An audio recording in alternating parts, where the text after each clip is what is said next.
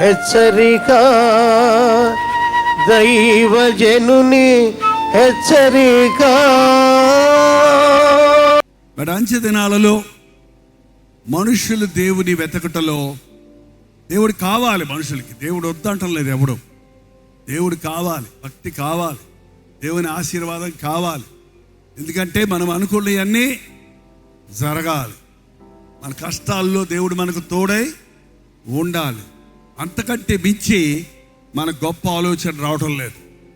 హాలండ్లో కాబోలు నేను ప్రసంగం చేసి, ఒక చిన్న చర్చి, చాలా పెద్ద చర్చి, పెద్ద చర్చిలో 10 మందే ఉన్నారు. అక్కడ 10 మంది కూడా ముసలోళ్ళు, రేపో మాపో తప్పని పడిపోయేవాళ్ళు, ఉంగిపోతున్నారు, తలలు నెరిసిపోయి ఉన్నాయి, ఊడిపోయి ఉన్నాయి.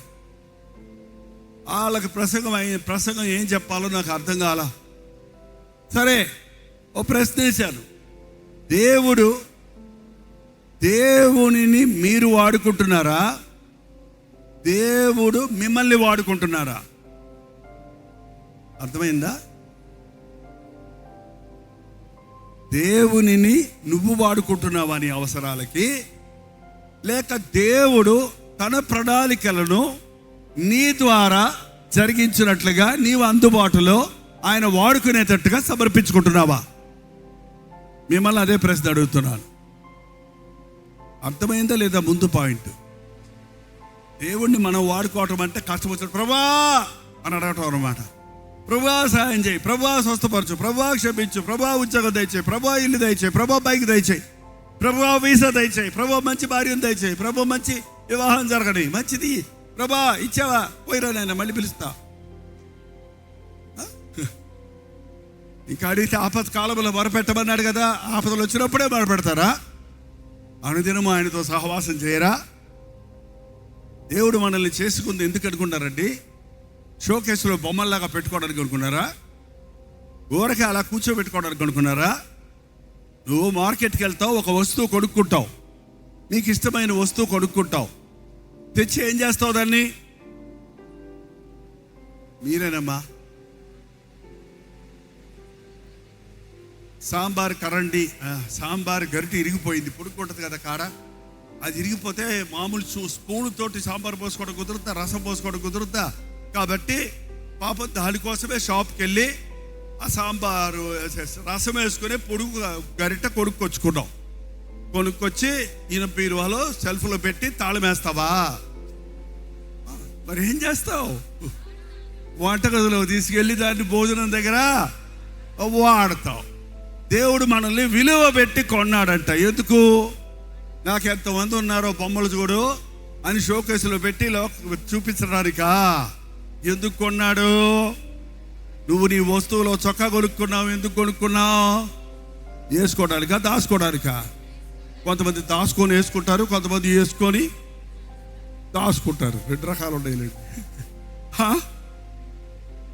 దేవుడు కొన్ని వస్త్రాలు, విలువైన వస్త్రాలు అప్పుడప్పుడు వేసుకుంటావు, జాగ్రత్తగా భద్రపరుచుకుంటావు. కొన్ని వస్త్రాలు రోజు ఉతికే ఆరేసుకుంటాం. అలాగే దేవుడు కొంతమందిని రోజు వాడుకోవడానికి, కొంతమందిని అప్పుడప్పుడు వాడుకోవడానికి, ఒక ప్రత్యేకమైన పనికి, ప్రత్యేకమైన వ్యక్తిని ప్రత్యేకంగా వాడుకోవడానికి ప్రతి ఒక్కరిని ప్రత్యేకపరిచాడు ఆయన. నమ్ముతున్న వాళ్ళు అలాగే చెప్పండి. మరి నిన్ను ఎందుకు కోరుకున్నాడో నువ్వు ఎప్పుడన్నా తెలుసుకున్నావా? నన్ను ఎందుకు కోరుకున్నాడో నేను తెలుసుకున్నా. నన్ను ఎందుకు కోరుకున్నాడంటే ఆయన వాక్యాన్ని ప్రకటించడానికి, జనములకు ప్రవక్తగా ఉండడానికి నన్ను కోరుకున్నాడు. మరి నిన్నెందుకు కోరుకున్నాడు?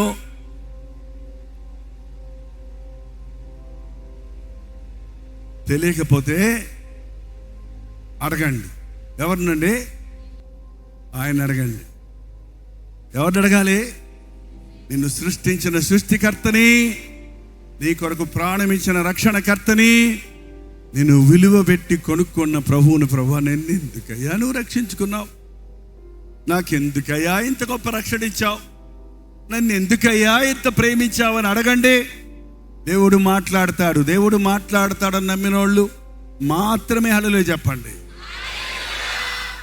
ఎన్నిసార్లు మాట్లాడాడు మీతో దేవుడు? ఎన్ని విషయాల్లో మాట్లాడాడు? ఎన్నిసార్లు మాట్లాడాడు?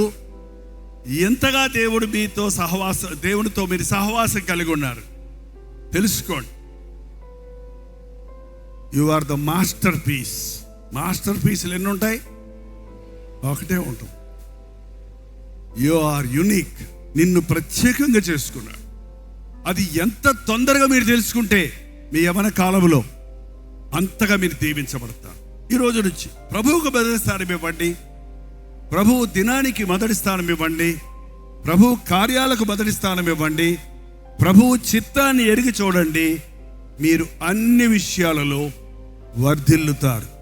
మీ చదువులు కానివ్వండి, మీ ప్రొఫెషన్ కానివ్వండి, మీ యొక్క జాబ్స్ కానివ్వండి, మీ యొక్క బిజినెస్ కానివ్వండి, మీ యొక్క ప్రయత్నాలన్నిటినీ ఆయన సఫలపరుస్తాడు. అటువంటి సంపూర్ణ పరిపూర్ణ జీవితమును ప్రభువు మనకు ఇచ్చును గాక. ప్రార్థన. పరిశుద్ధుడా, ప్రేమగల తండ్రి, ఒక్కసారి నాయన నిన్ను ప్రేమించిన వీరిని చూడయ్యా. నీ చేత ప్రేమించబడిన వీరిని చూడయ్యా. నీవేర్పరుచుకున్న వీరిని చూడయ్యా. నీవు ఆకర్షించుకున్న వీరిని చూడయ్యా. ఎవరి జీవితంలో ఏ పోరాటం ఉందో, ఎవరి జీవితంలో ఏ సమస్య ఉందో, ఎవరి హృదయంలో ఎటువంటి కల్మషం ఉందో బాగా ఎరిగిన ప్రభువా, పరిశుద్ధాత్మతో మమ్మల్ని అభిషేకించి మమ్మల్ని పరిపూర్ణులుగా చేయయ్యా, పరిశుద్ధులుగా చేయయ్యా. నీ ఆత్మను మా మీద కుమ్మరించుము నాయన. ఇంకా ఎవరైనా సాతాను కట్లలో ఉంటే, బంధకాలలో ఉంటే, ఈ రాత్రి నజరేయుడైన యేసుక్రీస్తు నామములో విడుదల చేయుచున్నాము తండ్రి. నేను నా దేవుని సొత్తు, సాతానుకు నా మీదకి అధికారం లేదు. పరిశుద్ధాత్ముడు నాకు తోడున్నాడు. నేను జయ జీవితం జీవిస్తానన్న విశ్వాసముతో తిరిగి వెళ్ళుటకు, అంతవరకు నమ్మకంగా జీవించుటకు, దినదినము నీ ఆత్మతో అభిషేకించబడుతూ, సర్వసత్యములోనికి నడిపించబడుతూ, నీ ప్రణాళికలన్నీ నెరవేరుస్తూ, భూదిగంతముల వరకు నీ సాక్షులుగా ఉండుటకు మా ఒక్కొక్కరికి నీ సహాయము చేయమని యేసు క్రీస్తు నామములో అడుగుచున్నాము తండ్రి. ఆమేన్.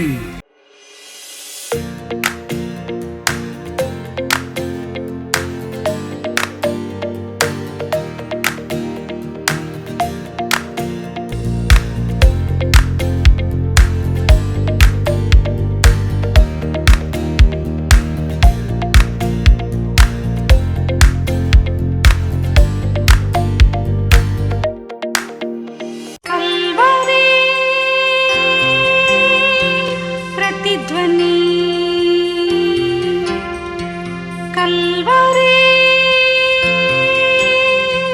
ప్రతిధ్వని